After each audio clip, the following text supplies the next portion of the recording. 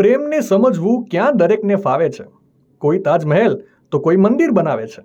જી હા મિત્રો, આવા જ એક અદ્ભુત પ્રેમની પરાકાષ્ઠાનું એક અનોખું ઉદાહરણ બિહારથી સામે આવ્યું છે, જ્યાં એક ખેડૂતે પોતાની સ્વર્ગસ્થ પત્નીની યાદમાં ભવ્ય મંદિર બનાવી નાખ્યું.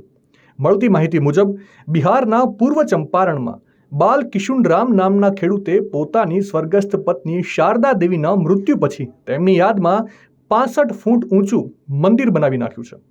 સ્થાનિકો માટે આ મંદિર એક પથ્થરની રચના નથી, પરંતુ ઊંડા પ્રેમ, ભક્તિ અને અટલ લાગણીઓનું પ્રતીક બની ગયું છે.